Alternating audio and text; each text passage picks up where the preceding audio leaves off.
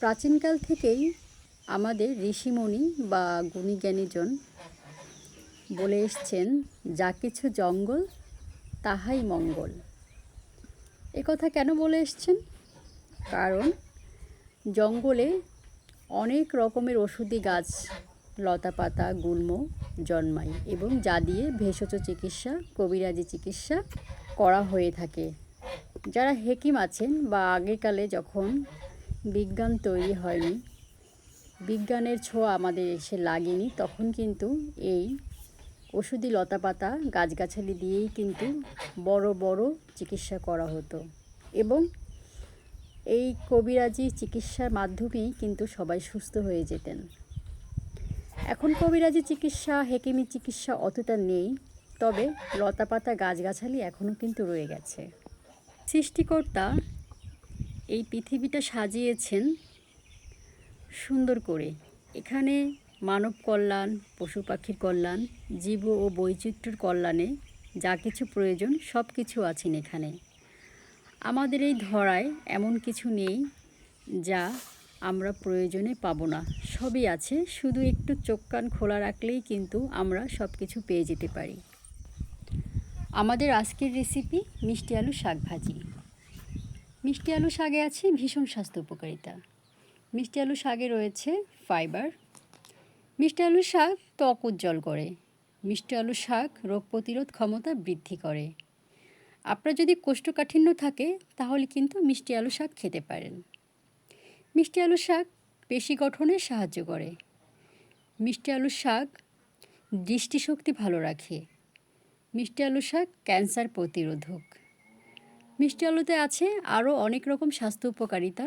তো আমরা কিন্তু নিজেকে ভালো রাখতে, নিজের স্বাস্থ্য ভালো রাখতে মিষ্টি আলু শাক কিন্তু খেতেই পারি। চলুন তাহলে রান্নার উপকরণগুলো দেখে নিই। আমি এখানে নিয়েছি মিষ্টি আলু শাক ভালো করে ধুয়ে কুচি করে নিয়েছি।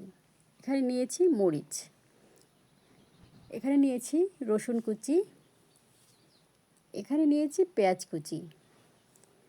আমি উনুনটা জ্বালিয়ে নিলাম। এখন এখানে দিয়ে নিচ্ছি লোহার কড়াই।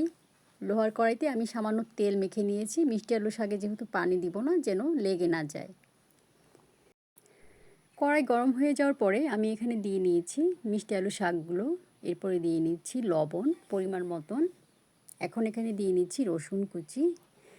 এখন এখানে দিয়ে নিচ্ছি সবুজ এবং লাল রঙের মরিচ কুচি করে রেখেছিলাম তা। এখন একটু ভালো করে নেড়ে চেড়ে নিব এবং এই রান্নাটা শুরু থেকে শেষ পর্যন্ত খুব ভালো করে নেড়ে চেড়ে নিতে হবে।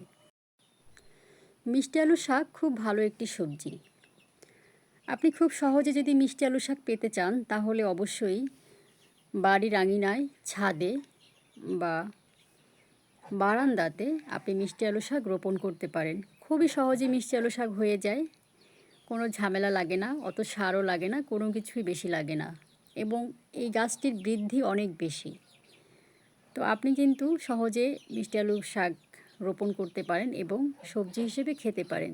যেহেতু এটাতে প্রচুর পরিমাণে ফাইবার রয়েছে এবং কোষ্ঠকাঠিন্য দূর করে, এটি কিন্তু স্বাস্থ্যের জন্য ভীষণ উপকারী এবং দৃষ্টিশক্তি ভালো রাখে। মিষ্টি আলু শাক সেদ্ধ হয়ে গেছে, এখন উঠিয়ে নিচ্ছি। উনানে কড়াই দিয়ে নিয়েছি। এখন এখানে দিয়ে নিয়েছি শুকনো মরিচ। শুকনো মরিচগুলো হালকা কালো হয়ে গেলেই এখানে তেল দিয়ে নিচ্ছি আমি। এখন এখানে দিয়ে নিব পেঁয়াজ ও রসুন কুচি। পেঁয়াজ রসুন কুচি দিয়ে ভালো করে নেড়ে চেড়ে আমি লাল করে নিব পেঁয়াজ রসুনগুলো। এরপরে এখানে দিয়ে নিব মিষ্টি আলু শাক সিদ্ধগুলো। মিষ্টি আলুর শাক যেমন সহজলভ্য, খেতে কিন্তু দারুণ। মিষ্টি আলুর শাক খেতে অসাধারণ লাগে। অন্যান্য সবজি থেকে আপনি যদি এভাবে মিষ্টি আলু শাক ভাজি করে খান, আপনি অন্য সবজি খাবেন না, এটিই খাবেন। তো স্বাস্থ্য ভালো রাখতে অবশ্যই বেশি বেশি করে মিষ্টি আলু শাক ভাজি খাবেন এবং অবশ্যই বাড়িতে কিছু না কিছু শাকসবজি গাছ রোপণ করবেন। তাহলে আপনার প্রতিদিনের চাহিদা মিটেও আপনি আত্মীয় স্বজনকেও দিতে পারবেন। হয়ে গেল আমাদের মিষ্টি আলু শাক ভাজি রেসিপি। খেতে কিন্তু দারুণ হয়েছিল। তো এভাবে খেতে হলে অবশ্যই রান্না করে খেতে হবে। এতক্ষণ সাথে থাকবার জন্য অসংখ্য ধন্যবাদ। কেমন হলো আমাদের রেসিপি অবশ্যই কমেন্ট করে জানাবেন। একটি লাইক আশা করছি। আর ভালো থাকবেন সবাই। আল্লাহ হাফেজ।